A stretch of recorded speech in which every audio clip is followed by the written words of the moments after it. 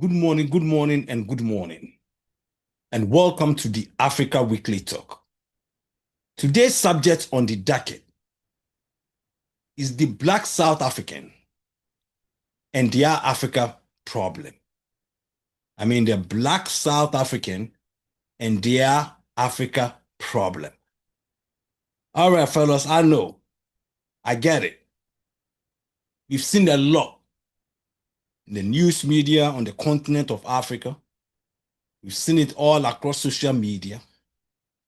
All that has been transpiring and going on in South Africa, where vigilante groups in South Africa, I think one of the groups called Operation Dudula, going around in South Africa, harassing, terrorizing, and brutally even killing some Africans.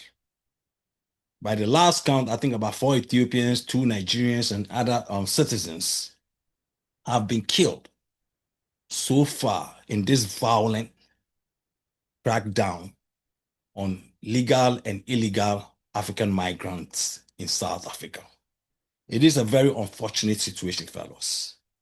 And I get it. I know there's a lot of emotions attached to this situation going on in South Africa. And I get all of that. But fellows, before I dive into this subject today, I want to walk through this subject together. I want us to walk through this together so we can take emotions out of it and walk through this constructively and objectively without any biases. Speak freely and openly about exactly what is going on. It is a very unfortunate situation. And every African you speak to will go back and refer you to the days of apartheid in South Africa and how Africans and Black people, and as a matter of fact, the whole world came together to fight and liberate South African Blacks from the brutal apartheid regime of these white Afrikaners, or whatever they call themselves. So the history is there. And it's out of that history that also have made these things very, very emotional and painful to a lot of Africans and people around the world. But fellas, is it right for these vigilantes groups in South Africa to be going around their country hunting down Africans? Remember, these guys are hunting down only Africans, only Black Africans. I've never come across any social media post or any news media talking about them going after other citizens like the Chinese or the Indians in that country. So they are basically going after only Black Africans, which sounds more like jealousy in the first place to me. But like I said, let's walk through this thing together without any emotions. Now, these Black South Africans have very legitimate case to make or argument or grievance against their government. There's no doubt about it. I get it. And I guess a lot of people around the world also can understand why some of these Black South Africans are angry. But the fact that you have grievances against your government in terms of their immigration policies does not give you the right to take the laws into your own hands and hunt down immigrants in the sake or in the name of protecting our country and immigrants coming there to take their jobs and so on and so forth. Do these guys have a legitimate reasons to be angry? Yes, they do.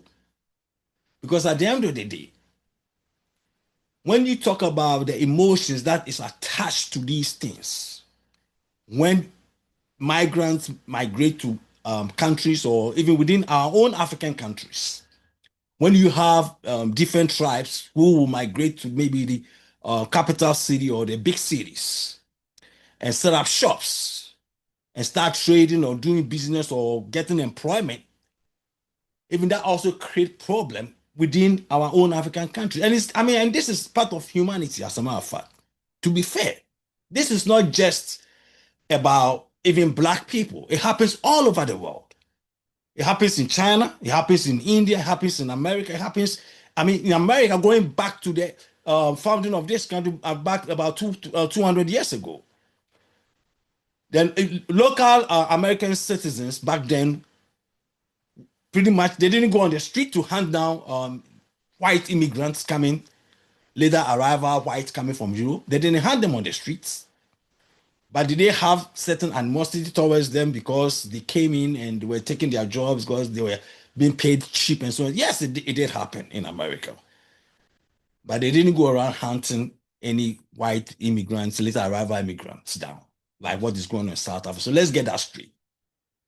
And you go to China, you go to India, you go to as a matter of any part of the world, it happens where citizens, whether in a tribal area or in a capital city, have some sort of resentment towards even their own fellow citizens who will be migrating from other parts of the country, and they coming from the rural areas, coming to look for jobs and stuff. And in most cases, these people come and they tend to drive the labor costs down. So it creates resentment. So this is part of human phenomenon. It happens all over the world. It's an economic issue. And nobody can dispute that. So going back to what is going on in South Africa, yes, the South Africans have a legitimate reason and grievances against their government. But what they don't have is the right to go around and terrorize and killing and mobbing people in their own country just because they think that these people are migrants, whether illegal or legal, and they are there to take their jobs and so on and so forth. And unfortunately, like I've said in previous videos, and I continue to say, Africans lack rule of law. Because in a country where there's rule of law, this thing wouldn't be happening. These people who they call themselves Operation Dudula, or whatever they call themselves, should be in prison or be prosecuted by now. And this would have shut down this situation in South Africa. But what has the South African government done so far?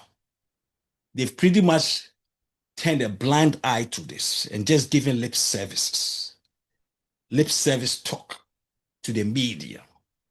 And that's not going to cut it, fellows. At the end of the day, there's nothing lip service about this.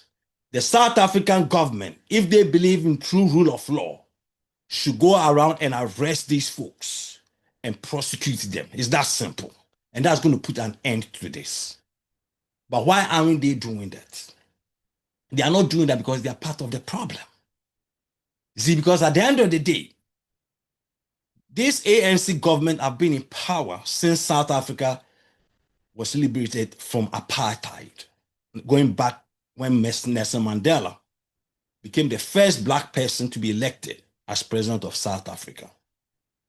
When Nelson Mandela left office, Thabo Mbeki came in. They tried to do as much as they could. As a matter of fact, prior to the ANC coming to office, there was a lot of problems that the businesses and international organizations had with the ANC because of its communist manifesto and ideas. So a lot of businesses, international businesses, threatened to pull out of South Africa if Nelson Mandela and the ANC were going to implement some of these communist ideas that they have been talking about. And Nelson Mandela had to hold a meeting to tamp down things with these businesses. So when he came to office, he did everything not to go back to this communist manifesto that these ANC groups have had for so many years. So we was able to calm things down for the business community around the world to still keep their businesses in South Africa. Around that time also came with a lot of labor shortages because you had a lot of whites when 1994, when Mandela was elected, talking about up to date about 600 or 700,000 to 1 million white South Africans who immigrated out of South Africa for the fear of the blacks taking over South Africa. Pretty much when Mandela was elected, a lot of white folks, a lot of them moved back to New Zealand, some went to Britain, England, Netherlands, Australia, Canada, and very few came to the United States too. But majority of them went to these, Australia, New Zealand, Canada, England, Netherlands, for the fear that Mandela was coming and the blacks were going to be in charge now and things weren't going to be the same way that they've been used to. So that created a lot of labor shortages in terms of professionals, technocrats, technicians, engineers, doctors. Because prior to Nelson Mandela and ANC coming to power, no African was going to migrate to South Africa. What are you going to migrate to South Africa for? I mean, this was a country that was under apartheid, for God's sake. The blacks in South Africa didn't have any rights in that country. So most Africans and black people around the world were fighting to liberate these black South Africans through donations, through sit-in protests in various countries around the world. Nigeria in particular had a fund, even called the South African Relief Fund, that the Nigerians termed Mandela tax, where individual workers, civil servants, private workers contributed to this fund, as well as even students contributed to this fund to help give ANC enough financial cushion to challenge this apartheid regime in South Africa.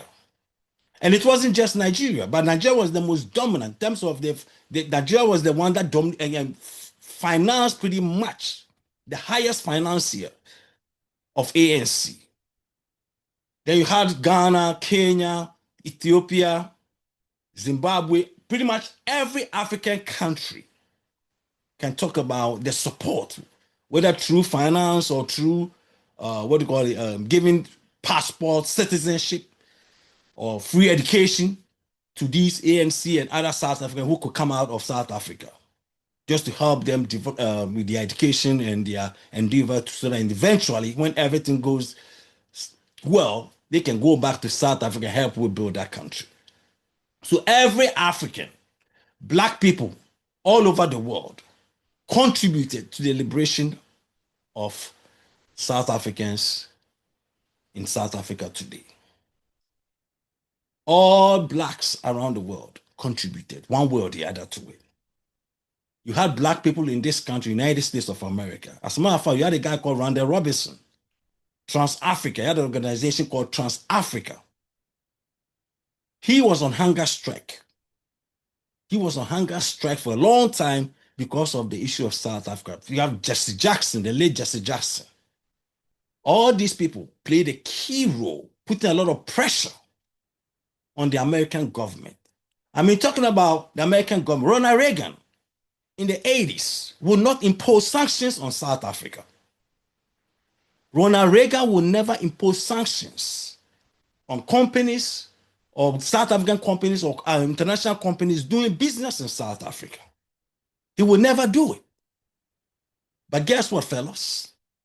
Student groups and the black organizations in America, the Black Caucus of Congress, and student groups and liberal groups were the ones who initiated the diversification program of universities in America to force companies to diversify from South Africa investments. So most of these universities, Harvard, Yale, Brown, Princeton, with big endowments, their students put a lot of pressure on their schools. And eventually, a lot of these schools started withdrawing their investments on their endowment, pension funds, from any company that was doing business in South Africa. And that was a lot of money. And it was out of that pressure, that which a lot of people don't know.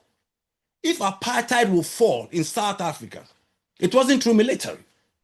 It was through financial pressure. When these companies were being forced to diversify their investments of South Africa and companies doing business in South Africa, that is what changed the tone towards the end of the 80s.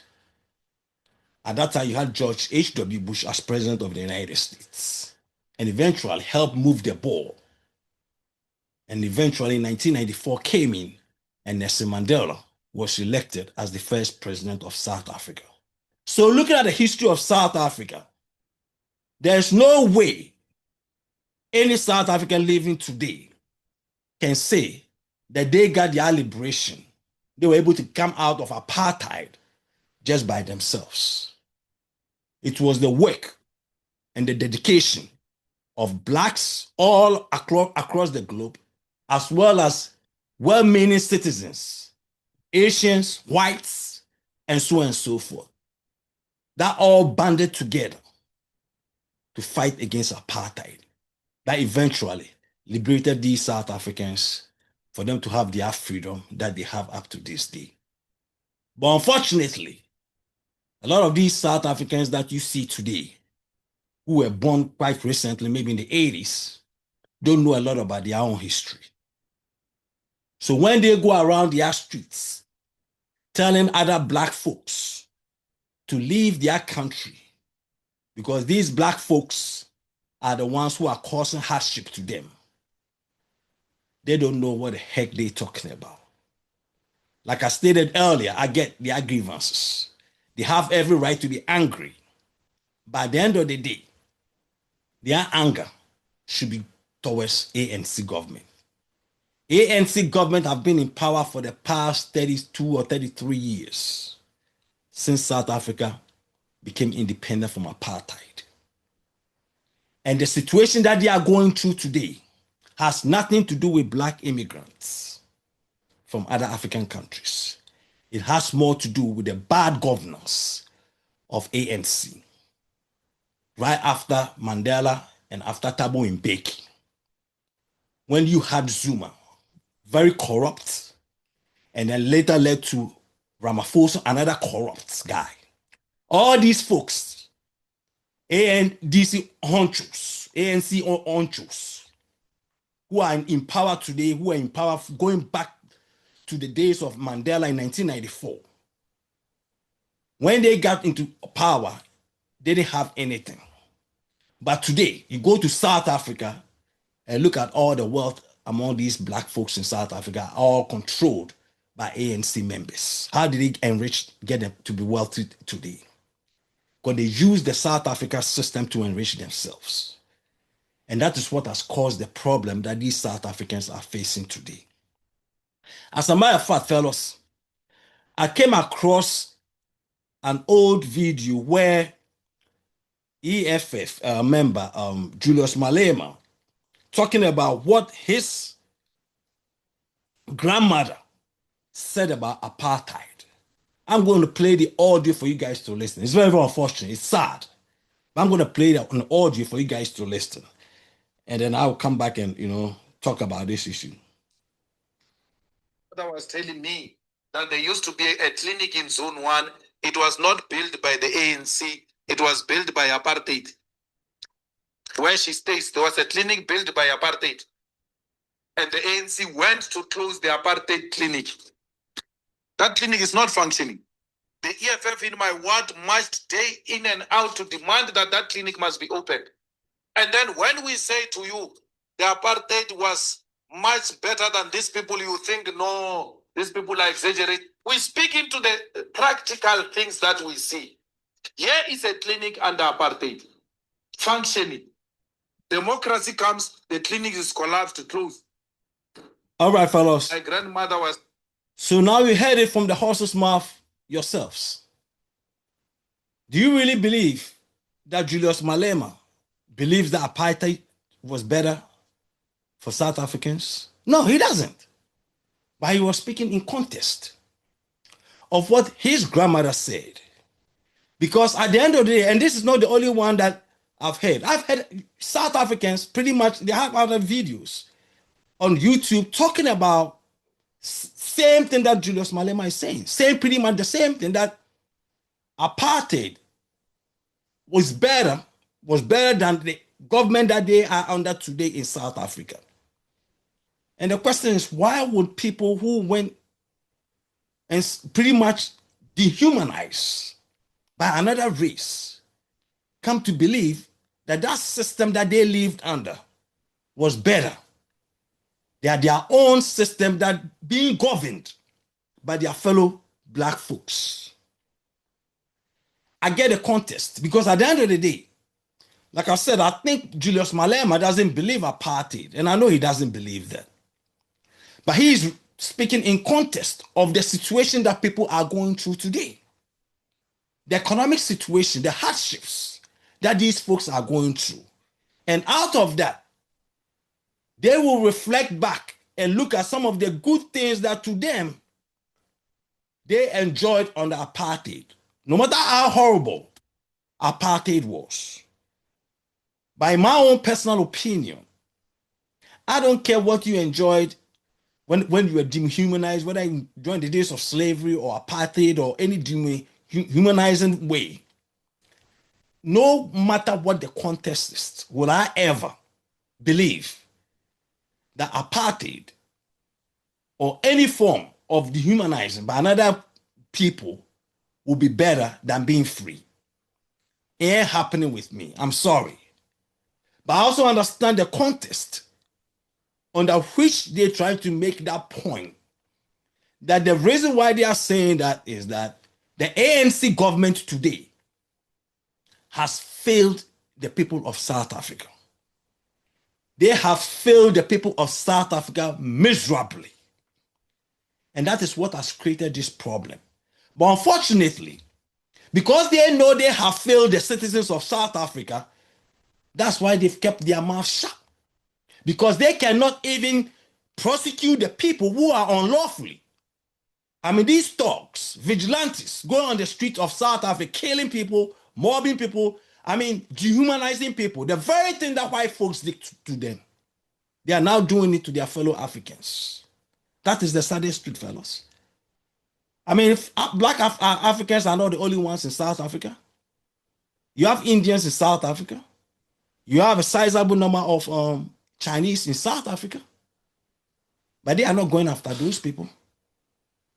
They are targeting black Africans.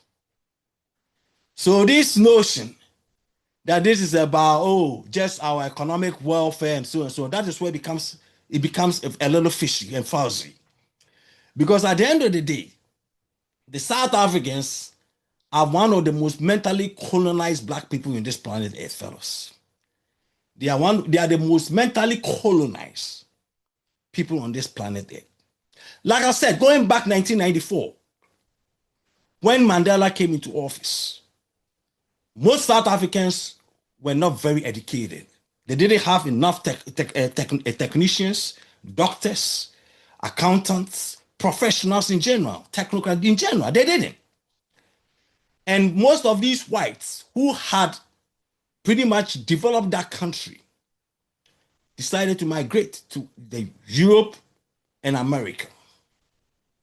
In the course of that, most Africans from Nigeria, Ghana, Kenya, Ethiopia, Somalia, and other parts of Zimbabwe and other parts of Africa who had the technical know-how, South Africa became a place for them to go and help rebuild that country, which they did. That was the beginning of the migration of Africans from other African countries into South Africa.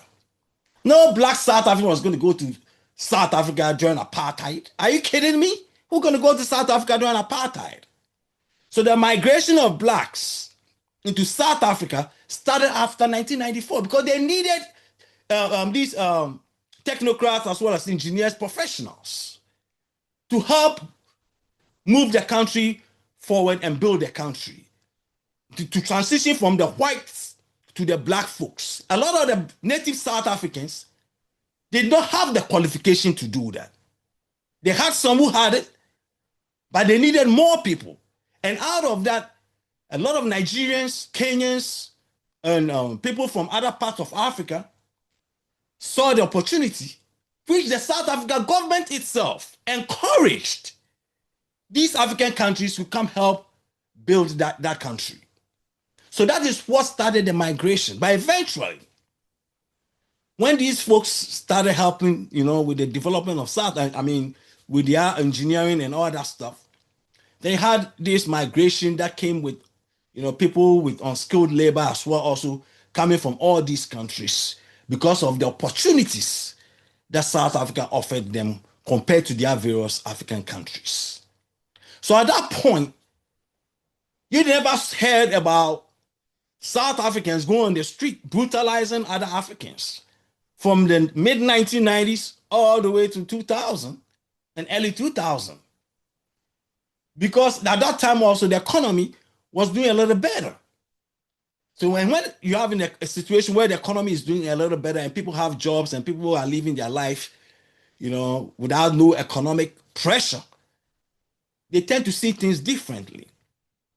But when you have an economic downturn, when people start losing their jobs, and now the first people that these people are going to look at are the migrants. That's the first blame. It happens all over the world. It's not just South Africa, in America, in Europe, Asia, everywhere in the world. It's a natural human phenomenon, fellows. People will start looking at the people they consider to be the foreigners. And in some cases, it's out of jealousy that creates that too. Because look at South Africa, for instance. These South Africans looking at their country as, pretty much more developed.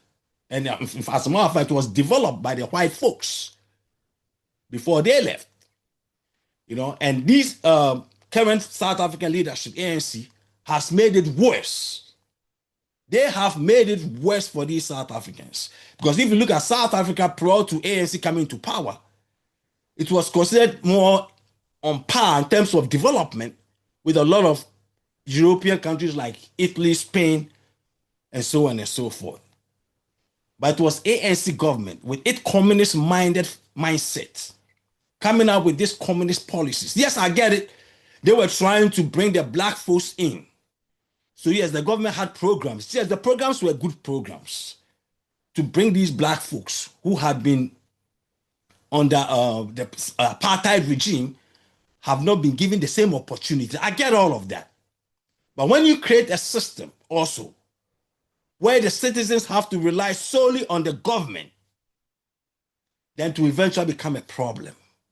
And when the government doesn't have the means to fulfill those goals, then the citizens will have to find a way to blame somebody. And unfortunately, they're blaming the migrants from other African countries. And that is what has caused this problem that we are all seeing today in South Africa. But it started with the ANC government. This ANC government has been corrupt since Mandela left, and since Mandela and Thabo Mbeki left. The level of corruption skyrocketed right around the time of Zuma, where crony capitalism became the norm of the day. So you look at all these leaders in South Africa today. Where do they live in South Africa? They don't live in the ghettos in South Africa. They live in the wealthy white neighborhoods. And majority of the citizens that were looking up to this ANC government to liberate them economically, having seen their lives economically improve since apartheid ended. So no wonder you will have people like Julius Malema talking about his grandmother, saying that a clinic that was built by apartheid white South Africans was shut down by ANC government. But unfortunately, these folks are directing their anger to the wrong people. Yes, South Africa should control its immigration policy. Yes, they have to control who comes in and who goes out, like every country has to do. But at the end of the day, no matter how mad or angry you are at with your government in terms of the policies of your government, you have no right to use vigilantism, go door to door, terrorize citizens of other African countries. Just Africans, fellows. I mean, we talk about just black Africans. They're not going after no other migrants in that country. Which begs the question, why would they target other black Africans? Because most of these South Africans, fellows, they live in their communities. They see these black Africans from Nigeria, Ghana, Zimbabwe, Zambia, Ethiopia, Somalia, come in. And then these guys, out of hard work, because they're coming from places where life is tough. So they come and they see a South African economy, which is a little better than the various countries, takes advantage of the South African system and improve their livelihood, the economic standard of living, gradually, and start setting up shops, businesses, and so on and so forth. So these natives, as time goes by, get to see the development process that these migrants have started and moving on with. And out of that, they get angry because how come that it isn't us? How come that it is them? How come that they are the ones who just came from Nigeria, just came from Zambia, just came from Ethiopia? How come that is them? Why shouldn't it have been us? Because they are not looking at it that they have the same right, even better rights, or more opportunities than these migrants to be better for themselves. But because of their mindset, the system that they have been embrained to believe in, that communist socialist mentality that the ANC government, from the very beginning of the ANC organization going back 60, 70 years, have instilled in them. They don't have the same motive and objectives like these migrants who come from these impoverished other African countries, but they see a little opportunity and decide to take advantage of it and to build on it and to make their lives better for themselves and their families. So now they turn against these very Africans, that stood hand in hand with them to fight the apartheid regime of South Africa 50 or 80, 70 years ago. They now have forgotten all about that. All they are thinking now is what they see now economically. Things are not going well for them. And the only people they see are the migrants as the ones who have created that problem for them. But my fellow South Africans, these migrants haven't done anything wrong. These migrants came into your country. Some might have come there legally, or you might claim some came there illegally, whatever the situation is. Your anger should be towards your government. Because at the end of the day, it is your government, the ANC government, that have been in control since your independence or liberation from apartheid regime of South Africa. They are the ones you have to be angry at. All you have to do is to find other options, either voting them out of power and bringing new government. Because you cannot keep voting for this ANC government for the past 35 years or so. And when they haven't done anything for your livelihoods, economic welfare, your system of standard of living has been going on since they came in. Then it's like the old saying, you can't keep doing the same thing over and over and over and expecting different results. At the end of the day, you ain't gonna get no different results. You're gonna get the same old crap that they've been doing for the past 30, 35 years. So if you guys are going to be angry, just channel your anger towards the ANC government, not your other fellow Africans. It is unfortunate, fellows, but these South Africans who have taken the laws into their own hands, brutalizing their fellow Africans, now think that they have the free hand to do whatever they want. Because at the end of the day, the government is silent. All you hear is their president giving speeches talking about people should stop doing this and stuff. No, that's not going to stop that. Because at the end of the day, the ANC government knows they are the problem. They know the problem is not the migrants from Nigeria, Ghana, Ethiopia, Somalia, Zambia, Zimbabwe. That's not the problem. The problem is the corrupt ANC government led by Ramaphosa. Ramaphosa himself, how did he become rich? I mean, this is the questions you people have to be asking yourselves. These guys were communist, socialist mindset people during the ANC, during their rebellions. How in the world did they become rich? When did these guys become rich? When did Ramaphosa become wealthy? When did Zuma become wealthy? What did they do to become wealthy? What business investments did they do? Other than crony capitalism, taking advantage of the economic system and the government programs, using their family businesses and pushing wealth through these government programs to their families and friends and so on and so forth. That is how all these folks who today rule South Africa became wealthy at your expense. They are wealthy today because of you. And they became wealthy at your expense. So my fellow South Africans, stop channeling your anger towards the very Africans, black Africans, who stood side by side, who contributed financially to liberate you guys from the savage apartheid regime. And today, when you hear people from South Africa saying that apartheid was better than the current South Africa they live in, that is very sad, fellas. It should never be.